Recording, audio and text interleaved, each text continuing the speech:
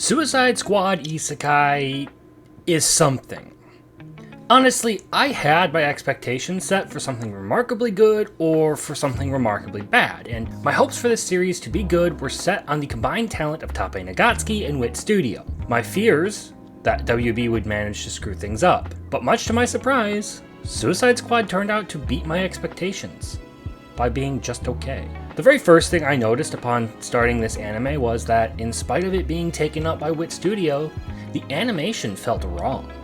It was choppy, almost like it was incomplete, much like the infamous Jujutsu Kaisen episode that never got finished in Season 2. You can see the groundwork for a lot of good animation sequences, but the whole thing felt as though it just didn't get the production time it really deserved. Honestly, the choreography was right for the most part, and given the right time, the animation could probably have been too, making them the kind of feverish fun I had initially hoped for out of the series. But it was far too framey. Maybe it's just on my end, but I've watched a lot of anime this way, and I don't usually have this problem, except for with incomplete projects. And then we get to the story.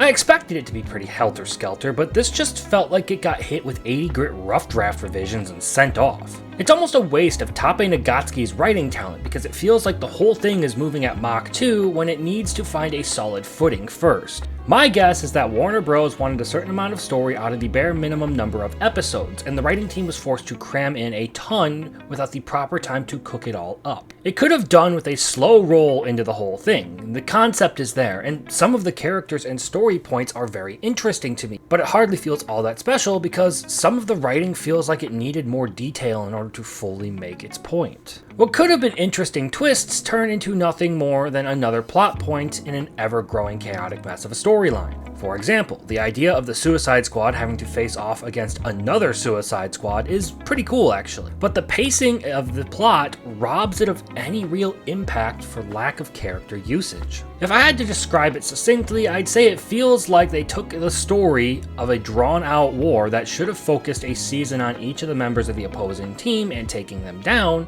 and crammed it all into one show. Honestly, I might have really liked it if they had allowed Tappe Nagatsuki to do his slow, methodical, and highly detailed style of writing and drawn the arcs out to fully explore the events. But no, we get some contrivances, people start to develop magic at an alarming rate to accelerate the plot, and overall it feels like they were strapped for time with Warner Bros. Demanding it all be crammed into a 10-episode run. And yet again, we get the Suicide Squad, those controlling us are actually the bad guys, kind of story. I think the fact that it's just mid is actually the most surprising part.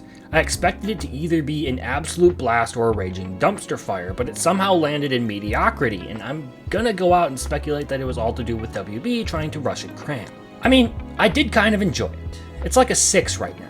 I don't have high hopes for it after seeing how the animation looks and how the story is going, but it doesn't even approach the best of what everyone involved could have done. I'll probably watch until the end because it's at least entertaining enough to get some sort of a kick out of, and I found the dub and it wasn't the worst thing I'd ever heard, so I could put it on in the background while I'm playing Minecraft or Warframe, but I feel like some of the actors of the English dub just aren't trying, and well, English dub. Like for Rick Flag and Clayface. Harley Quinn sounds very similar to the Batman the Animated Series version, which I like, but it's not exactly the same.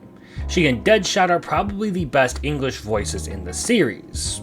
Otherwise, I feel like it falls in the okay realm. It's kind of interesting to me that they would hire Nagatsuki and then force the story into a small box. Like, this is a guy who writes very long and complicated story arcs in a highly detailed manner. If given the chance to do the thing himself, he probably could have done really well with the nuances of the Suicide Squad and all the characters involved, and made something that was actually really good. But they just feel so generic because of the lack of time, which robs the plot of any sort of fun because why should I care about them? They're villains. What's the point? There isn't anything there like in Re:Zero or Attack on Titan that really stood out to me as worth my time.